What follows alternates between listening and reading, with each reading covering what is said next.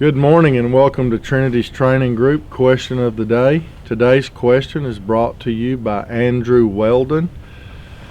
Andrew's question for me today is, with training multiple dogs like I do, how do I keep up with a dog's progress?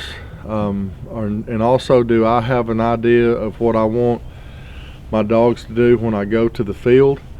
Andrew, that's a very good question. I'm glad you brought that up. I keep a very detailed notebook. I used to handwrite everything every day with pen and paper, but with the advent of technology, and now I keep all my notes on a Samsung Galaxy 10.1 tablet.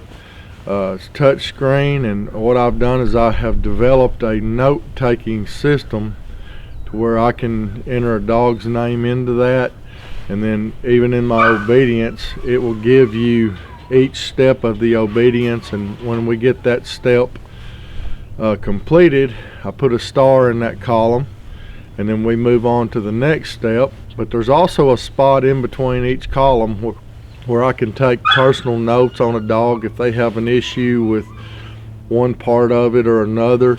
And I've found that through training lots of dogs through this program here, that we can always go back and look at our notes, and if I find specific dogs have specific problems in specific areas, in other words, repetitious, I have the same problem in the same area. Say, for instance, if I have a problem with a dog sitting on a whistle down the road somewhere, and I go back and I look at my notes, well, maybe that dog had a problem beginning to learn how to sit on the short lead also. So you kind of start putting together dogs that way.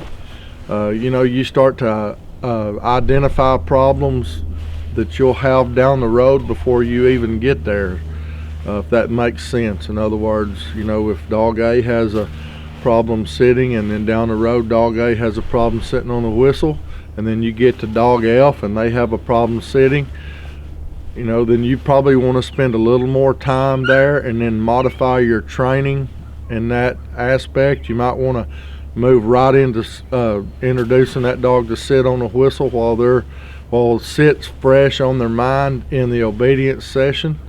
I don't generally collar condition to whistle sits, but in a case like that, I might go ahead and collar condition that dog to whistle sits also.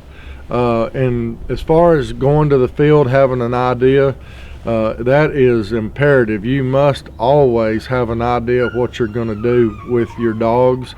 We train dogs that are basic gun dogs all the way up to master hunters. And what I want to do is I want to go out and I want to set up whatever I set up that day for my master dogs. Okay, I may set up 5 or 6 marks and a couple blinds, and I want all my dogs to be able to work off of that setup. Somebody saying, well, your junior dogs don't run blinds. That's correct. So what we do is we try to run our master dogs. We get through with them on the setup, then we do our senior level dogs, and we may have a separate blind for those senior level dogs.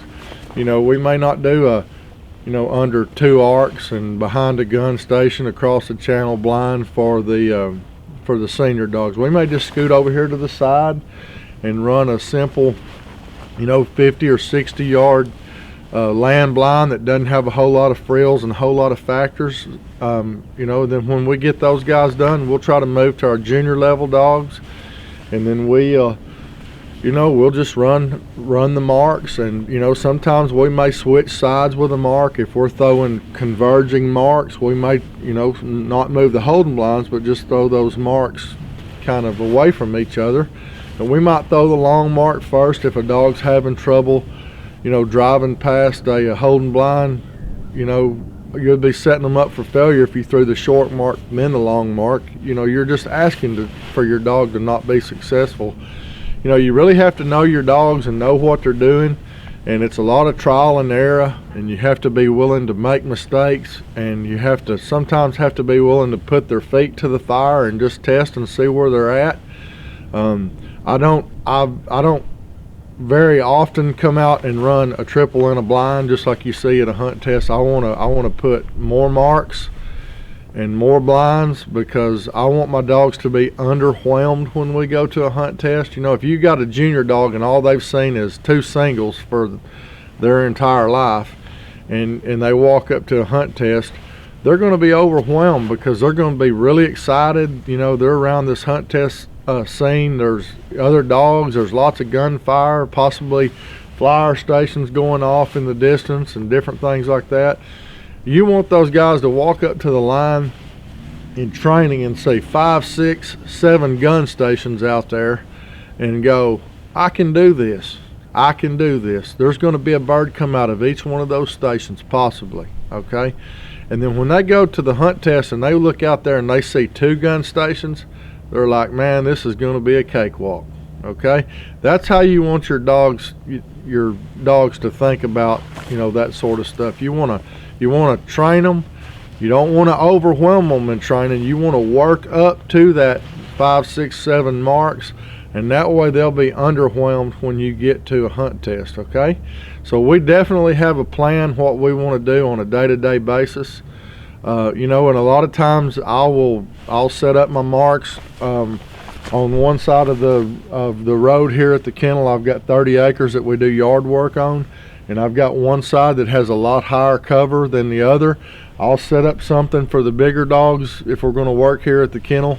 If it's muddy and nasty and we don't want to track up someone's property, I'll set up something over here on this one side, and we'll work the big dogs on it, and then we'll turn right around and get over here on the short grass right up next to the house where we've mowed it with a lawnmower and keep it manicured, and we'll run those little guys like Trinity and Rev and Raider.